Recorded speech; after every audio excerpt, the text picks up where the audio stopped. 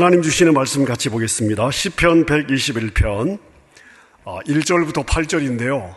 시간 관계상 1절, 2절만 읽도록 하겠습니다.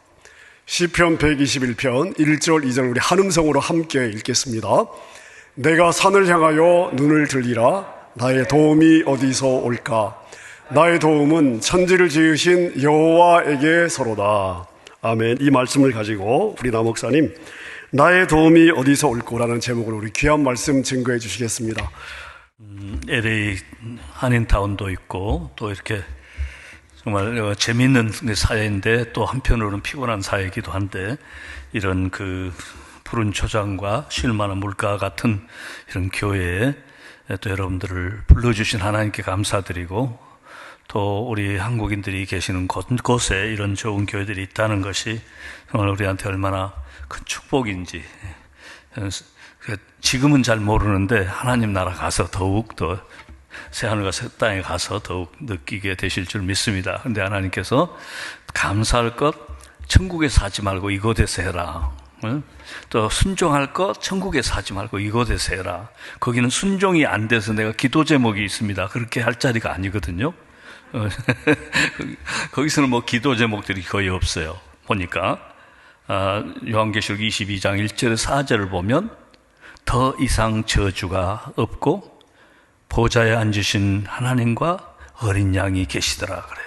더 이상 저주가 없다는 건 그 전에 있었다는 걸 전제로 하고 있어요. 언제부터 있었어요? 창세기 3장서부터.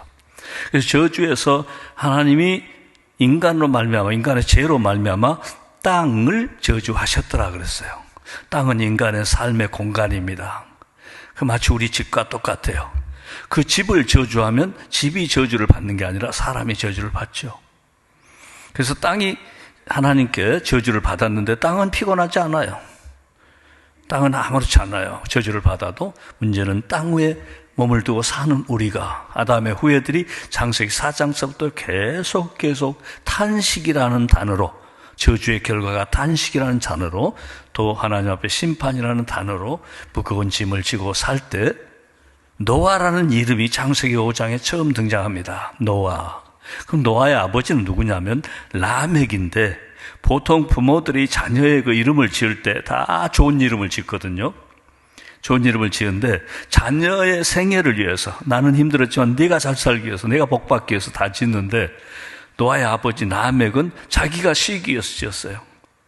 여호와께서 땅을 저주하셨으므로 수고로 일하는 우리에게 이 아들로 말미암아 이한이 즉 위로와 쉼이 되게 하리라. 그래서 노아가 탄생했어요. 그때서부터 계속 탄식이라는 단어가 나오고 있어요. 성경에. 하나님이 완벽하시면 탄식하는 세계를 만드실 리가 없죠. 인간이 범죄로 말미암아 사탄을 선택함으로 말미암아 하나님과 맺은 계약을 파괴했어요. 그래서 하나님이 내리신 공정하신 하나님이니까 의로운 하나님이니까 가짜 하나님 모든 거 다 좋다 하는 하나님 별로 없어요. 우리는 그런 하나님 많잖아요. 자, 그 놀라운 하나님 역사 가운데서 이제 요한계시록 22장 1절 4절을 보니까 더 이상 저주가 없는 더 이상 홍수도 없고 허리칸도 없고 도나도도 없고 민족 싸움도 없고 우크라이나와 소련 러시아 그런 경쟁도 없고 난민들도 없고 지금 난민은 세계 8,200만 82 밀리언입니다. 그 난민 하나 한 사람이 나올 때 여러분 북한에서 난민이 하나 나온다고 생각해 봤어요. 그냥 공중에 있다 나오는 게 아니에요. 한 가족이 있고 배경이 있고 다 그 스토리가 있잖아요. 8,200만 세계는 그렇게 불안하고 어지럽습니다. 아무리 스마트폰이 있고 뭐가 있어도 그것을 가지고 난민으로 나오지 그것이 난민의 삶을 바꾸지는 못해요. 난민들 다 스마트폰 가지고 나옵니다. 배를 탈 때도 그것으로 해서 계속 내비게이션을 해서 타고 나오다 죽고 막 그러잖아요. 그러니까 난민으로 갈 수 있도록 도와는 줄 알아도 난민이 안 되도록 도와주는 것은 없어요. 자, 오늘 이런 차원에서 우리가 하나님을 다시 바라보기를 원합니다. 오늘 설교의 제목이 나의 도움이 어디서 올꼬? 나의 도움이. 시편 기자가 이 시를 쓸 때는 또 쓸 때 나름대로 그런 도움을 구했지만 오늘 우리 세대에 이렇게 신음하지 않는 사람이 누가 있습니까? 나는 더 이상 도움이 필요 없다. 예기치 못한 순간의 일로 응급적인 도움을 필요로 하기도 하고, 해결될 것 같지만 해결되지 않는 문제들로, 아무리 기도해도 해결되지 않는 문제들로 범인하는 게 있고, 또 이런 어려운 여러 가지 세상적인 정치적인 또 위기가 오면은 우리의 신앙도 흔들리고, 내가 지금 잘 가는 것인가? 예수 안 믿는 사람 더 잘 되던데, 우리 김우중 씨 같은 경우는 한국에 잘 됐어요, 사실. 그분 불교 숭배하는 분인데, 자, 그래서 뭘 잘 되기 위해서 전도하는 것은 성경에 없어요, 사실은. 바르게 되기 위해서, 더 좋은 건 바르게 되게 하는 거예요. 예? 바르게 되기 위해서. 또 영생이 있고 하나님과 평강이 있고, 그 잘 되기 위해서 하면 다 잘 살면 올 필요 없잖아요. 자, 이렇게 우리가 이 모양 저 모양으로 하나님 앞에 신음이 있고 그런 도움이 필요한 그런 우리들에게 오늘 이 말씀을 주셨다고 하는 것은, 여러분이 생각지 못한 범민이 지금 이 순간에 갑자기 일어났을 수도 있어요. 교회 오시기 1시간 전에 일어나실 수도 있어요. 그 전에 있던 것들이 있는데, 여기서 정말 여호와여, 내가 산을 향하여 내 눈을 드는데 도움이 어디서 오느냐 이거죠. 그 응답을 받으시기를 축복합니다. 네. 그래서 이전 시편 기자가 자기를 위해서 쓴 것 같으면 우리에게 주실 필요가 없어요. 그렇잖아요? 후예들에게 주신 거예요. 오늘 우리에게 주신 거예요. 하나님은 참 섭리가 기묘하시죠. 이 시편 121편은 예루살렘 성전을 향해서 순례하는 사람들이 가면서 기록한 거예요. 또 그 후에 시편 기자의 후예들은 이 성경을 가지고 애우면서 가는 거예요. 히브리인들은 애우는 것이 습관이 돼 있어요. 십계명도 막 이런 식으로 애우고, 보통 요즘에 유대인 랍비들 머리에 카파라는 그 모자를 쓰고 막 이렇게 그 통곡에 배워서 애우잖아요. 예, 이렇게 애우잖아요. 그러면서 이 성경이 몸에 전부 흡수되도록, 그냥 머리로만이 아니라, 그 어린애들이 그 토라 학교에서 이제 어린아이들이 그렇게 외운다고 그러잖아요. 계속 머리 흔들면서, 그 몸을 이 상체를 흔들면서. 그러니까 이 말씀하고 자기하고 육체적으로 따로 있는 게 아니고 하나가 되는 그런 아주 기묘한 교육 방법인데, 유대인의 교육 방법을 따라갈 수가 없어요. 지금 현대 교육의 아버지는 유대인이라고 합니다. 어디? 바벨론에서. 그것도 학문적으로 탈무드의 그 조직적인 거, 탈무드의 그 여러 가지 그 가말라라고 하는 그런 그 해설법과, 그 다음에 그 성문화되지 않은 유대인들 랍비들은 성문화된 것은 모세 토라에 있지만, 오경에 있지만 성문화되지 않는 것도 있다. 그것을 모아서 저기를 만들었잖아요, 탈무드를. 근데 그것도 또 해석이 필요하니까 해석을 가말라라고 그래요. 지금 바벨론 탈무드는 엄청납니다. 한 20권 정도 됩니다. 얼마나 6분야로 크게 나눠져 있는데, 그러니까 누가 옛날 그때 당시에 그렇게까지 생각했겠어요? 그 생각, 바벨론의 그 왕이 하무라비라고 왕이라고 있는데, 그분 왕은 코덱스라고 해서 조그마한 걸 써놨는데 아주 적어요. 돌도 이만하고, 이만 1m 정도 될까요? 그것도 뭐 고대사에서는 어마어마하죠. 왜냐하면 그 히로그리펜, 그 카일 언어나 수메르의 카일 언어나 에집트의 히로그리펜이 아니고 다 그거는 그림으로 돼 있잖아요.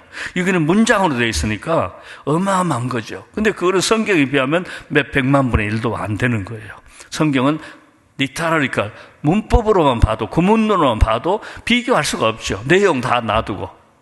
자, 여기서 하나님께서 시편 기자를 통해서 우리에게 말씀을 주시는데, 이 말씀이 순례자가 예루살렘까지 가서 거기서 경배하기 위해서 가면서 지금 하는 그런 말씀인데, 이것은 자기가 막 좋아서, 순례자의 삶이 너무 좋으니까 이렇게 막 좋은 그 시상을 받아서 쓴 게 아니라 하나님의 영감으로 인해서, 영감에 의해서 자신을 위해서, 국민들을 위해서, 우리 후예들을 위해서 주신 거란 말씀입니다. 시편은 자기가 원하는 작상을 쓰는 거 아니에요. 물론 그 은사를 살릴 수는 있지만 궁극적인 목적은 하나님께서, 그 계시를 주신 하나님께서 전달을 위해서 쓰시는 거예요. 전달을 위해서. 그 예를 들어서 하나 딱 들어봅시다. 내 원수들이 쏘은 화살이 그 원수들에게 돌아가게 하옵소서. 이것은 시편 기자의 개인적인 그 원함이 아니고 하나님의 의로운 원리예요. 무고한 의인들에게 활을 쏘면 그게 본인에게 돌아온다고 하는 하나님의 원리란 말입니다. 그런 의미에서 오늘 시편 121편 1절을 보니까 순례자가 계곡을 넘어서 예루살렘 성전으로 향해 가면서, 산도 있고 막 이스라엘에 사는, 팔레스타인 사는 아주 거칠어요 보니까. 뭐 나무도 하나도 없고 전부 돌만 있고 진짜 거기서 살고 싶은 생각은 없어요. 관광은 가지만 예루살렘이나 그다음에 텔아비브 이런 데는 틀리죠. 이런 데는 틀린데 뭐 물도 있고 다 살게끔 돼놨지만 조금 마사다 같은 데 막 가보면요. 마사다 여러분 아시죠? 주 70년에 그 반항했던 젤로텐들이 로마 그 군대와 반항했고 거기서 다 죽었던 그런 거. 저기 갈릴리에서도 거기서도 나무가 별로 없어요. 그 다음에 쭉 중간쯤 오면은 여리고 좀 지나서 예수님이 그 시험을 받으셨다는 산이 나오는데 거기도 좀 멀리가 있는데 나무 하나도 보이잖아요. 그런 어려운 길을 통해서 지금 순례자가 성전을 향해 오면서 이런 주위에 있는 산들이 있기 때문에 또 자기가 걸어가는 길이 어렵기 때문에 도움을 요구할 수 있지만 그러나 근본적인 도움이 또 있잖아요. 우리 영혼에서 신음하는 것, 내 육체적인 삶에서 신음하는 것, 그 도움을 바라보는데 왜 그럼 산에게 하느냐? 산이 높기도 하지만 산은 바다와 더불어서 고대로부터 산은 변하지 않는 것, 위대한 것, 힘이 있는 것, 이래서 많은 민족들이 산이 신이든지 아니면 산의 산신령이 살든지 그렇게 생각을 했어요. 그래서 산에다가 제사를 드린 사람도 있어요. 예, 산에다가. 그리고 산 쪽으로 가면 신령하다고 그래가지고 저런 그 소수민족들 가보면 산에서 많이 그 무속인들은 얘기를 하고 그래요. 그래서 산이 위험할 수도 있어요. 그런 것들이 더 강하게 역사를 하니까. 물론 지형에 따라서 뭐 다르기도 하겠지만은요. 자, 그렇게 산은 항상 위력이 있어가지고 연약한 사람들에게 뭔가 도움을 줄 것 같은. 근데 그것이 마음에 안 들면 또 벌도 줄 것 같은. 이런 게 산이란 말입니다. 이런 거. 근데 오늘 그래서 산은 최소한도 신은 아닐지라도 신에게 가까운 것이고 하늘에 가까운 것이고 그리고 신에게 가는 사다리다. 이렇게 알려져 있었어요. 그런데 오늘 시편 기자에 보세요. 산에서 눈을 돌려서 여호와를 바라보면서 이제 마음의 눈으로 여호와를 바라보면서 나를 도울 수 있는 도움은 저 산에서 오는 것이 아니고 이 산을 만드신 여호와 하나님께로라다. 아멘. 이 산을 만드신. 근데 이 산보다 더 큰 단어를 쓰는데 하늘천자 땅지자 천지를 만드신 그래요. 천지는 모든 것을 얘기하고 있습니다. 천지는 서로 사실 반대되는 그 단어인데 이 두 개를 합쳐서 모든 것을 포함하고 있어요. 그러니까 모든 것, 그 안에 있는 모든 것도 만드신 분이 여호와 하나님이 그분이 나에게 도움을 주시지 저 높은 산이 도움을 주는 것이 아니라는 그 고백, 그 정의 얼마나 놀라운 정의인지 알 수가 없습니다. 이건 단순히 공부해가지고 되는 게 아니에요. 다 다른 사람들은 산이 도움이 주는 줄 아는데 산을 기분 나쁘게 하면 벌도 받고 화도 오고 저기도 있는데 이 화가 굉장히 중요하거든요. 그래서 우리 한국만 해도요. 구정 때 1월 1일 되면 굉장히 부지런히 읽는 책이 있었어요. 토정비결이에요. 그러고 보면 동서로 가지 마라, 어디 가지 마라, 움직일 자리가 없어.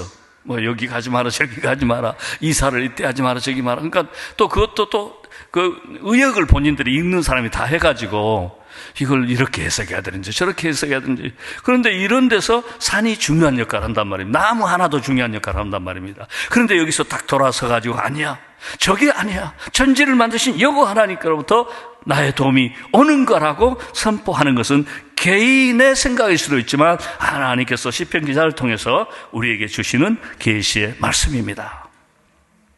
그러면 나에게 도움을 주는 이 도움이 산에서도 오지 않고 대양에서도 오지 않고 이집트 같은 경우는 나일강 굉장히 크잖아요. 다 신이에요. 예. 그래서 원래 고대에서는 그 강은 이렇게 수수를 만드는 그런 효력이 있다고 그래가지고 여신이라고 그랬어요. 강은 물 있죠. 열매 내게 하죠. 그 근방으로 나일강은 7,000km인가요? 아무튼 그 정도 크니까 비교가 안 되지만 그 외에 강 옆에 모든 그 곡식들이 잘 자라잖아요. 그래서 그렇게 생각했는데, 근데 이 시편 기자는 강도 아니고 산도 아닌 거예요.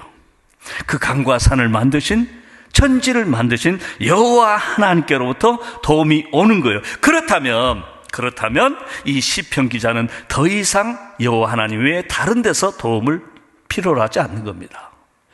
자기가 찾아서도 안 되지만 찾을 필요가 없다는 얘기예요. 물론 환경이 힘드니까 여호와의 여러 가지 도움들을 이렇게 찾아보지만 그러나 원천적인 의미에서는 여호와 하나님이 천지를 만드신 분이 나의 하나님이고 나의 도움이 여기서 오는데 더 이상 찾을 필요는 없다는 거예요. 찾아서도 안 되고. 여러분, 오늘 우리 주변에서 정말 하나님만 바라보기에는 너무나 적고 너무나 확실하지 못한 환경을 부딪힐 수가 있어요. 신자들에게도 자기가 믿었던 그 바닥이 흔들리고 신앙이 흔들리고 유혹이 올 수가 있어요. 특히 오늘같이 혼돈한 세상에서 거짓 가르침의 유혹이 올 수도 있고 삶의 유혹이 올 수도 있고 도움을 다른 데서 좀 받아보고 싶은 높은 산에서 인간이 만든 거에서 사람에게서 근데 결국 그게 실패로 끝나고 실망으로 끝나지 않습니까? 그래서 힘들어도 처음 우리가 시작했던 여호와 하나님 신앙에 뿌리를 내리고 있어야 돼요. 거기서 하나님도 우리가 못 받고 신음한 거 알잖아요. 응답 못 받고. 근데 못 받는 것도 하나님 시각에 보셨을 때는 응답일 수가 있으니까. 어린아이들이 부모만큼 잘해야 부모 뜻을 알지 어떻게 다 압니까? 우리가 하나님 뜻만큼 잘하겠어요? 우리가 좀 익숙하지 못해도 하나님 의지하고 살아갈 때 하나님께서 필요를 따라서. 그런데 어디까지 나오시냐면 하나님께서 너로 실족지 않게 하시며 너를 지키시는 자가 졸지 아니하다고 그랬어요. 단순히 막연하게 도움만 오는 것이 아니라 졸지도 않고 주무시지도 않는다는 얘기는 항상 내가 졸 때라도 옆에 계신다는 얘기예요. 내가 졸 때라도 나를 감싸고 계신다는 얘기입니다. 졸지도 않고 주무시지도 않는다고 그랬으니까 의인칭화해서 인간이 연약할 때 내가 연약할 때라도 하나님은 너를 지키시는 하나님, 졸지도 않고 주무시지도 않으니까. 그러면서 5절 6절에 뭐가 나타나냐면 낮의 해와 밤의 달도 너를 상치 못하게 한다. 그러니까 자연을 초월해서 사는 사람처럼 이렇게 얘기하고 있어요. 그러면 이스라엘 사람들은 이런 감각이 굉장히 우리보다는 빨라요. 우리 한국에는 사막이 별로 없잖아요. 더우면 나무 밑으로 들어가고 냇가에도 있고 거기는 없어요. 냇가에 어디가 뭐 얼마나 있겠어요. 사막에서 온도의 차이가 낮에 햇살하고 밤에 그 추위하고 어마어마하거든요. 여기서도 꽤 춥더라고요. 밤에 뭐 그늘진 데서 이런 데서는. 근데 거기서는 굉장히 심하니까 낮에 해가 너를 상치 못하고 밤에 달이 너를 상치 못하게 하면 이게 이론이 아니에요. 그들에게는 다 와요. 그 광야 생활을 하면서 자기 조상들이 40년 동안이나 했던 거, 자기들이 또 거기 살고 있는 거, 현실적으로 책 안 봐도, 백과사전 안 봐도 충분히 알 수 있는 거예요. 자, 그러면 하나님께서 그러면 겨울에 집 없이도 살 수 있단 말인가? 가 아니고 태풍이 오는데도 방어하지 않고 살 수 있단 말인가가 아니라 근본적으로 자연도 너를 이기지 못한다는 거예요. 하나님께서 자연을 움직이시니까 산을 만드셨잖아요. 창조라는 게 간단한 게 아니고 이렇게 어마어마한 겁니다. 구약에 여러 가지 신들이 나올 때 항상 복수로 나와요. 근데 하나님은 단수로 나옵니다. 몇 군데를 제하고는 단수로 나와요. 근데 하나님과 여러 우상들을 비교할 때 궁극적인 데서 아주 중요한 자리에서는 하나님의 창조로 비교해요. 누가 만들었느냐? 욥에게도 그렇게 접근했잖아요. 누가 만들었느냐? 창조 앞에서 할 말이 없는 거예요.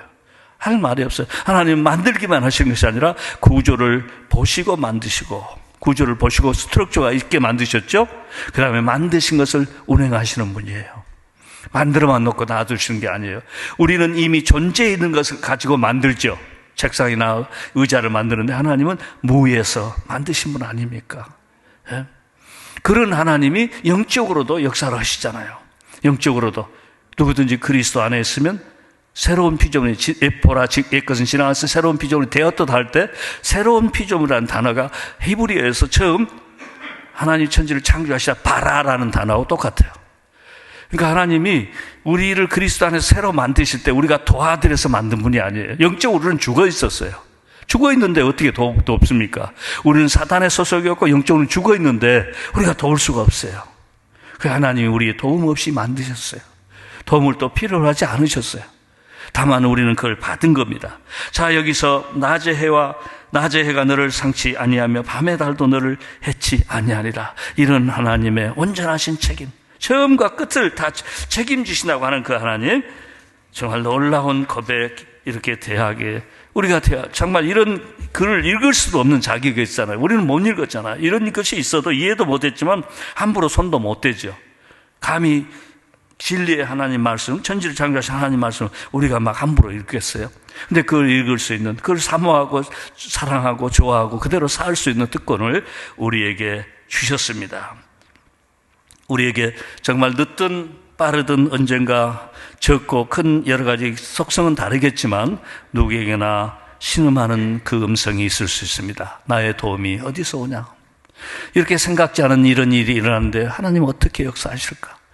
그래서 이 시간이 길어지면 우리의 믿음이 흔들릴 수가 있어요. 사탄의 유혹은 커지고 앞날이 보이지 않는 것은 커지고 하나님을 믿는 것은 줄어들 수가 있어요. 그러나 하나님이 우리를 주무시지도 않고 졸지도 않으신다고 그랬잖아요. 낮에 해도 우리를 상치 못하게 하신다고 그랬잖아요. 이 위대한 이 말씀 우리가 진짜 상상이 안 가죠.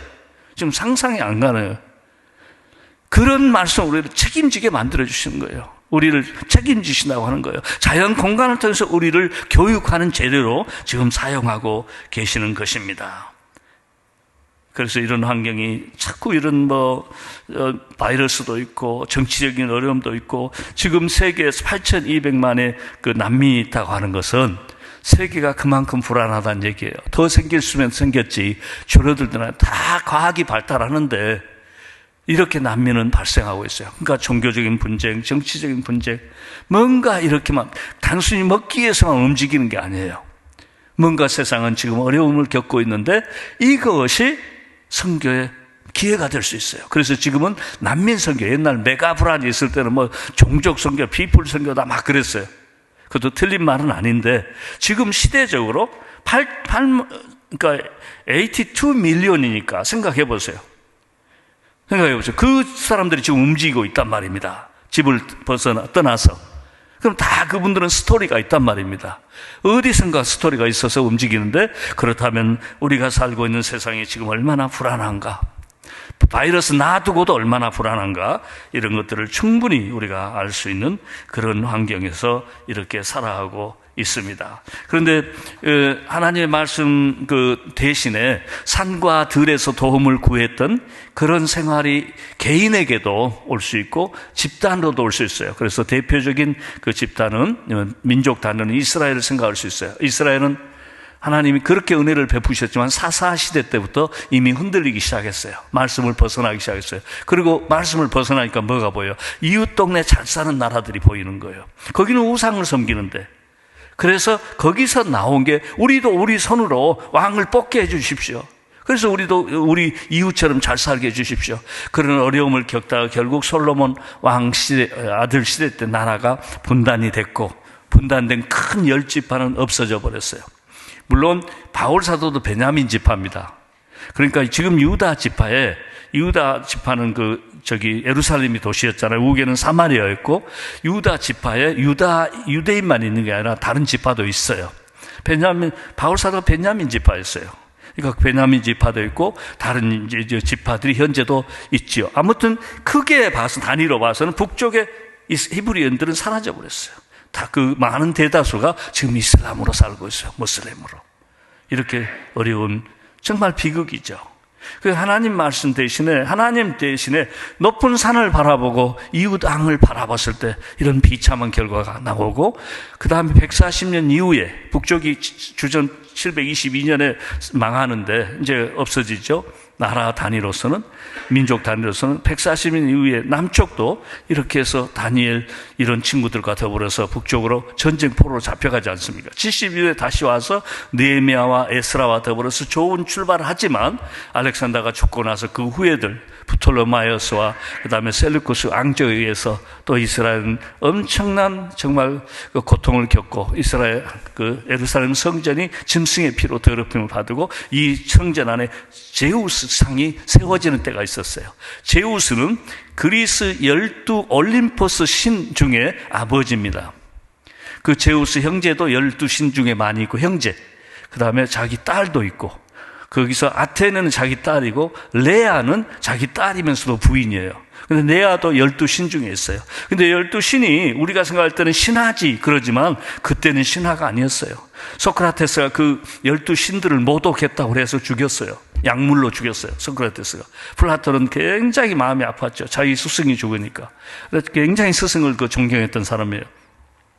이 정도로 그러니까 우리가 생각하는 미토스 이상, 신화 이상이란 말입니다. 그 신화의 제우스를 갖다가 성전에 갖다가 강제로 히브리인들에게, 유대인들에게 예배를 드리라는 거예요. 그러기서부터 민중 봉기가 일어난 것을 여러분들이 알고 계실 겁니다. 그러면서 여러 가지 유대인들의 이제 사상계가 막 분할되면서 바리새인이 있죠, 사두개인이 있죠, 그 다음에 셀로텐이 있죠, 막 이런 분파들이 일어날 때 아우구스트 그 황제가 원래는 옥타비우스인데 황제가 돼가지고 로마를 그래도 비교적 잘 다스릴 때 이때 하나님이 때가 되니 하나님이 그 아들을 보내사 여자에게서 나게 하시고 로마서 4장 죄송합니다. 갈라디아 4장 4절 이하 거기서 그 시기에 예수님 오게 하셨던 거예요. 데모하고 막 그 유혈 전쟁으로 독립운동할 때 예수님 오셨으면 어떻게 됐겠어요? 안티오쿠스 에피파네스라고 하는 사람이 막 성전 더럽히고 제우스 신상을 섬기고 이럴 때 예수님이 오셨더라면 어떻게 됐겠어요? 하나님이 그 하나님의 주권과 때를 당해서 때를 이렇게 하셨습니다. 자, 오늘 우리는 높은 산이라는 단어로 이렇게 시편을 시작했는데요. 우리 한국에는 제일 높은 산이 백두산인데 2744m. 그 다음에 한라산이 1950m. 그러니까 저는 군대 생활할 때 900m 그 산에 자주 올라갔어요. 무슨 훈련이다 해서 올라오고 무슨 북한하고 위기다 그러면 올라가는데 짐을 가지고 올라가니까 어찌 그리 먼지 길고 힘든지요. 근데 900m는 사실상 굉장히 적은 산이거든요. 그때는 그 산밖에 없는 줄 알았어요. 막 짐 지고 올라가고 포탄 지고 올라가고 음식은 뭐 또 밑에서 이제 가져오는 사람이 또 따로 있으니까. 그럼 산에 가서 한 일주일인데 굴들이 다 있어요. 거기 막 콘크리트로. 거기서 이제 추운데 옷을 다 입고 자는 거예요. 9월 달에 올라가면요 위에는 바람이 막 불어요. 굉장히 추워요. 그런 산만 있는 게 아니고 에베레스트 마운틴 에베레스트 잘 아시죠? 몽블랑 잘 아시죠? 그런 산 등산객들은 거기를 한번 갔다 와야 마음이 풀린 거예요. 근데 4,810m인 몽블랑에서 평균 1년에 죽는 숫자가 40명이에요. 히말라야에 그 에베레스트나 그 다음에 마나슬루 이런 데서는 훨씬 많은 숫자가 죽어요. 그래서 세계 10개 높은 산이 좋은 산으로 유명하기도 하지만 사람 죽는 산으로 유명해요. 리스칸트 마운틴이라고 그래요. 그거를 세계 최대 리스칸트 마운틴은 마타호른에서부터 시작해가지고 히말라야 마나슬루까지 우리의 도움은 여기서 오지 않습니다. 그래서 등산객들이 가면 못 돌아오는 사람들이 많아요. 고산병이 걸리고 눈사태 걸리고 미끄러지고 돌에 넘어가기도 하고 그래서 거기 정복하는 사람들이 다 돌아온 건 아니에요. 마치 의역을 한다면 우리가 바라보는 우리에게 도움을 줄 만한 그런 산들이 다 우리를 그렇게 살리는 게 아니고 어쩌면 우리가 죽어서 돌아오게 만드는 그런 유혹들이 있어요. 여러분의 도움은 어디서 오고 있습니까? 여러분의 도움은 어디라고 여러분 생각해 오셨습니까? 이 순간까지 1년 평균 40명씩 죽어가는 몽블랑이라고 생각하셨습니까? 아니면 최고의 높은 산 에베레스트라고 생각하셨습니까? 우리는 다시 이 시간 우리의 마음의 시각을 돌려서 나의 도움은 저 높은 산에서 오지 아니하고 나의 도움은 사람이 만든 데서 오지 않고 그건 수단이지. 여호와 하나님, 천지를 만드신 여호와 하나님. 그렇게 헤매는 사람들에게 제가 처음에 사실 난민 선교하려고 독일을 갔던 거 아닌데 환경에 의해서 하나님이 눈을 열어주시고 환경에 의해서 여러 가지 우여곡절을 겪으면서 지금 여기까지 왔는데 그러면 독일에서 하나님이 어떻게 사역을 하게 인도하셨고 독일에도 이런 사역들이 있었구나. 여러분들 처음 보시니까 그런 그 오버뷰를 좀 가지시는 차원에서 쭉 한번, 모든 사진이 있는 건 아니죠. 처음에 시작할 때는 사진을 많이 찍었어요. 이보다 몇 배가 더 많죠. 근데 요즘엔 사진은 이제 안 찍고, 또 거기에 위험하니까 못 찍고, 또 사진 찍는 게 그것도 그렇게 안 되더라고요. 한 번 안 찍으니까 이런 거지만 여러분들이 사진을 보시고 그래도 간접적으로 그 현장을 체험하고 그 다음에 정말 이래서 하나님이 복음을 전하시게 하신가 보다. 이런 사람들에게 이 시대의 소망이 바로 예수님이니까 예수님 아니면 없어요. 여호와 하나님 아니면 없어요. 그래서 이런 사역을 허락하셨구나. 그래서 또 교회와 이렇게 연결시켜 주셨고 한번 우리가 정말 그 현장에 있는 마음으로 살펴보기를 원합니다. 저 유럽 땅입니다. 유럽에서 독일 16개 주가 있죠.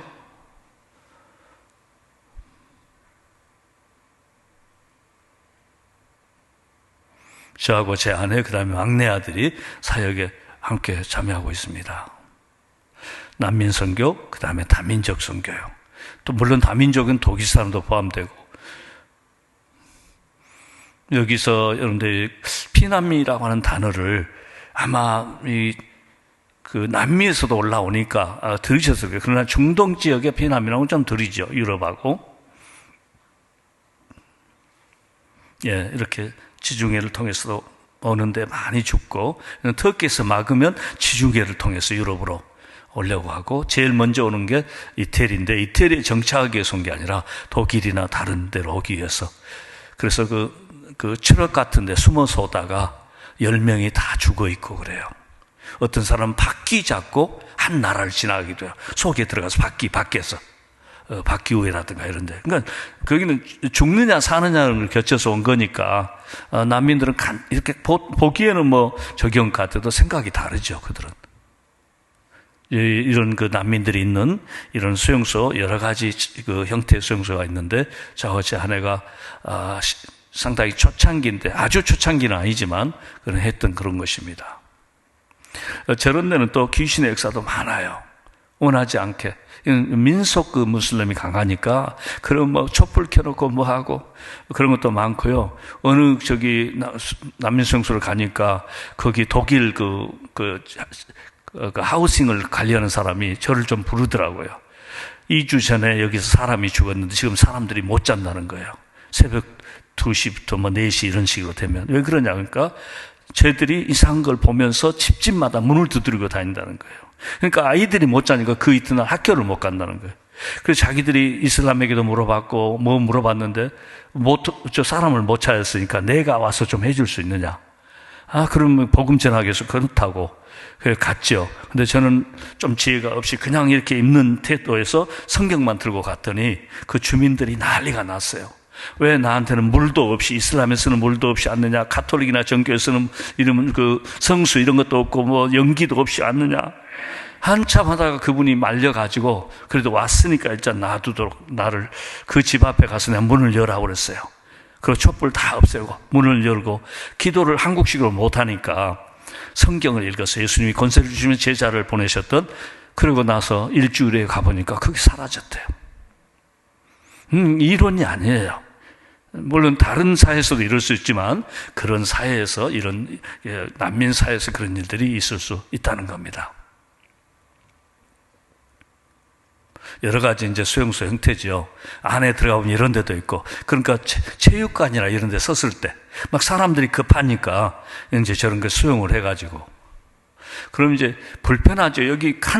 여기는 다른 나라 사람이고 여기 다른 나라 사람이고, 근데 자기 가족인데 방 하나에서 다 보일 수도 있고 이런데, 그러니까 이런데 영원히 있는 건 아닌데 저런 데서도 몇 개월씩 있고 1년까지도 있을 수 있다는 거예요. 그 다음에 이제 재배치를 하기도 하죠. 제가 이제 그 난민 수용소는 이발사로 들어가고 있습니다. 왜냐하면 통제가 안 되니까요. 출입이 안 되죠. 왜냐하면 여러 가지 테러 사건도 있고 마약 사건도, 불상사, 칼부림도 있으니까 함부로 들어갈 수 없어서 한 6개월 정도 되면 난민들을 다른 데로 보내버려요. 물론 한 1, 2년 있는 사람도 있지만, 제일 이발 중에 힘든 이발이 어느 헤어스타일인 줄 아십니까? 어느 나라 사람? 아프리카 이발. 이건 선인장처럼 붙어가지고 기계 잘못 들어가면 나오지도 않아요. 그런 머리가 있다. 아주 그러니까 부드러운 아프리카 이발은 괜찮은데 완전히 선인장처럼 그런 머리도 있어요.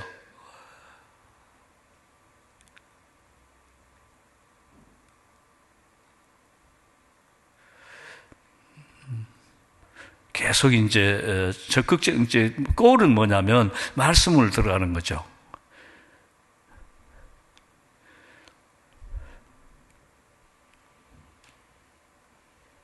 일일이 제가 다 스토리가 있지만 사진이 그냥 나온 게 아니고 다 스토리가 있지만 시간 관계에서 여러분이 그냥 보시기만 하셔도 좀 종합하실 수 있으니까요.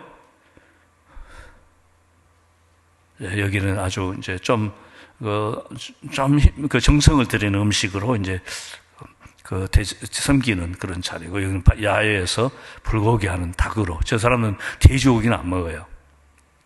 이제 예수님 믿고 돌아온 사람은 보면 먹지만 자기들이 사진 않아요. 우리가 먹을 때 먹고 이제 돼지고기가 왜 그때 당시 쿠란에서 또 구약에 있는 거니까 금지가 됐던가 할 때 하나 참고로 하실 것은 돼지고기만 하람이 아니었어요. 금지를 하람이라고 그러고 그런데 돼지고기만 그런 게 아니에요. 다른 짐승도 그래요. 돼지고기를 왜 그랬는가를 좀 아시고 설명하면 그런 단계를 조금씩 넘어가죠. 특히 이제 기독교인들은. 이슬람들은 돼지고기 먹으면 죄 지은 것보다 더 불결하게 생각해요, 자기들이. 이런 사람들 회교권에서 처음 성경을 여기 와서 대하는 그런 장면들입니다. 여기는 단체 합숙이고요.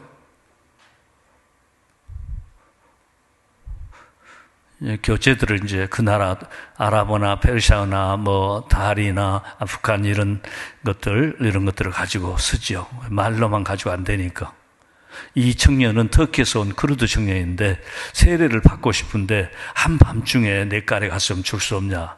그래서 조금 더 기다리자. 그건 세례가 아니다. 내 세례는 신앙을 고백하는 것인데 일부러 많은 사람을 찾아갈 필요는 없지만 숨어서 하는 것은 세례가 아니다.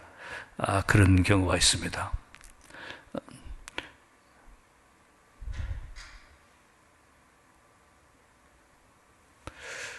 난민들하고 이제 종종 행사도 하죠. 물론 불편해요. 차도 없고 없으니까 먼 데서 오면 다 자비를 대주고 이러는데 그래도 예수 이름으로 모인다고 하는 거기까지만 와도 엄청나게 성공한 거예요. 교회 터키 선교사님을 만났는데 오래 일하신 아주 30년 정도 일하신 분을 저 우즈벡에서 일하시다 그리 오셔서 했는데 교회까지 이슬람이 나오는 게 1500단계랍니다. 교회까지만 오는 게 1500단계. 근데 저는 한 50단계에서 너무 욕심을 부리니까 그들을 이해를 못하고, 그러니까 저 터키에서 선교하시는 분이 그러더라고요. 주일날 못 오면 그러냐? 그럼 우리가 무슨 요일날 예배드리는 제일 좋을까? 그래서 또 그렇게 또 얘기하고 그런다 하더라고요. 근데 우리는 고정이 돼 있잖아요. 주일날은 예배드려야 되는 날이로.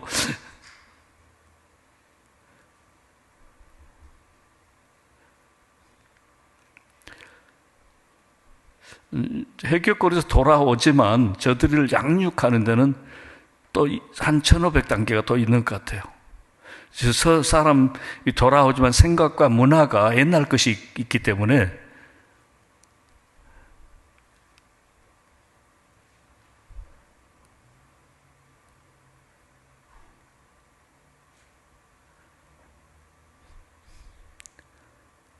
여기는 그 앞에 수용소 앞에서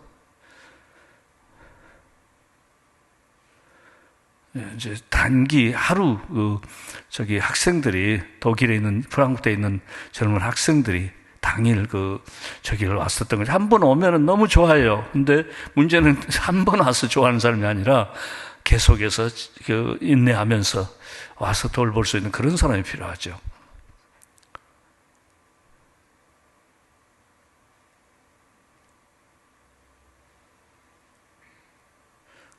많은 선교 자료들을 구비하고 특히 또 연말에 그 나라 된 언어로 매일 성경 묵상, 그러니까 하루하루 이렇게 말씀을 묵상할 수 있는 거예요. 그 나라 언어로 아주 그 도움이 되고 매번 우리가 충분히 해서 하는데 어쩔 때는 떨어져 버리고 그런 경우가 있어요. 미리미리 주문해서 많이 해놓지 않으면 주문해도 거기 이제 그 관리하는 선교회에서 없을 수 있어요. 또 그게 또 그걸 이제 헌금으로 구하니까 거기서도 일부 세례 또 침례를 주는 다 선교 현장은 대체로 침례로 합니다. 저뿐만 아니라 또 정말 실감이 또 나고요. 저기는 다 그 나인강 하나하고 또 다른 호수가 있어요. 이제 자기 그 침례를 받은 사람들이 받은 그 아랍어나 페르시아어로 성경을 암송하는 거예요. 자기들이 어떻게 공부했었나.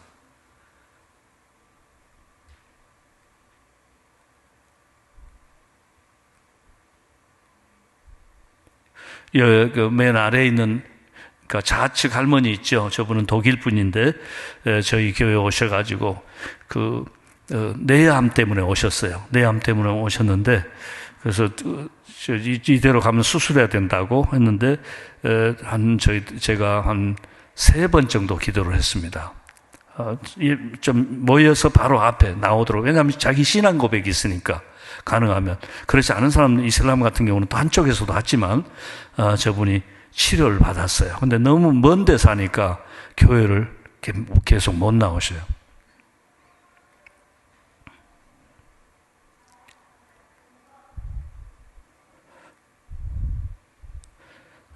이제 세례 받은 호수에 나와가지고 함께 축하하고 기념 촬영하고. 여기는 지금 다 이슬람들입니다. 저기 이슬람들이고 저 오른쪽에 보시면 다 여성들인데 원래 한 줄로 세워놓고 하는데 그날은 많아가지고 이제 그룹으로 나눴는데 부인들도 있고 싱글도 있고 정말 저런 회교꾼들이 그 예수 이름으로 경계적으로 좀 받는 거예요. 그래서 좀 사실 두려운 일이기도 하고 감사하기도 하고.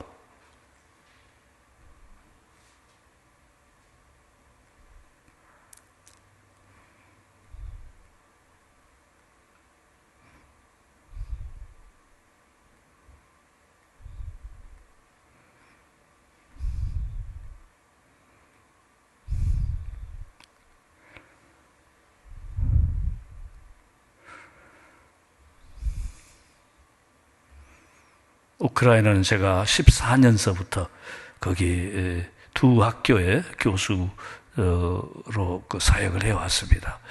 팬데믹 기간에는 이제 뭐 줌으로도 쓰고요. 개신교, 목회자학교 최근에 작년 12월 달에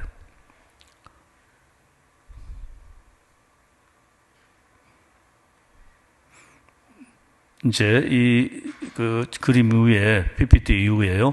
약간 그 마스크를 하고 이렇게 사역하는 그런 모습들이 몇 장이 있는데 그 몇 장을 보시면 이제 끝이 나겠습니다. 네.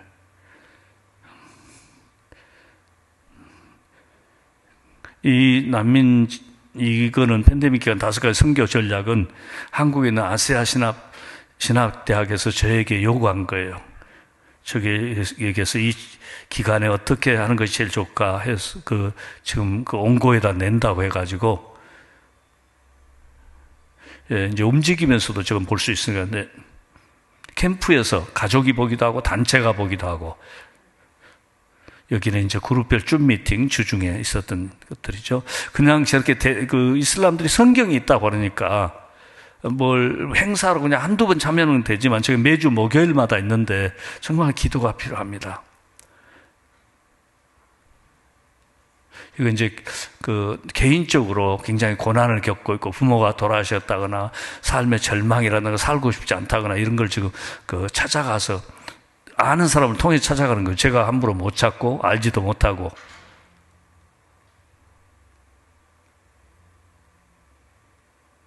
이제 성경 쓰기, 아랍어, 그 다음에 페르시아어.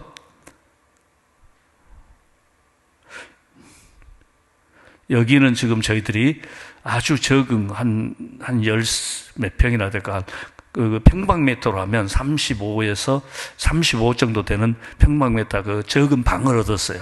마침내.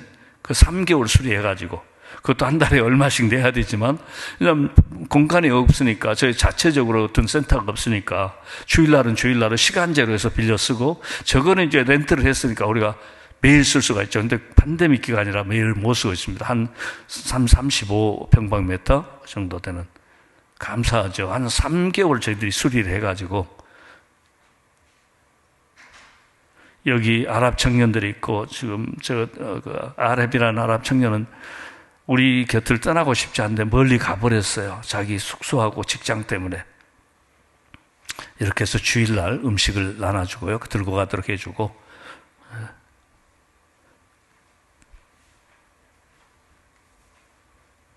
예, 이게 지금 마지막 사진입니다. 최근에 얼마 안 됐습니다. 터키 식당에서 우리 줌으로 그동안 예배에 참여했던 시리아 청년들이, 설교를 들었던 청년들이 이렇게 와서 금년 여름에 성경 세미나를 좀 했으면 좋겠다고, 옛날에 너무 좋았다고, 그렇게 해서 이번에, 근데 팬데믹이 있고 또 돈도 비싸게 들고 유스 호텔을 써도 먹고 자야 되고 그러니까 과연 어떻게 해야 될까. 그러나 그런 생각을 가진 게 너무너무 좋아서 아무튼 우리가 기도하자.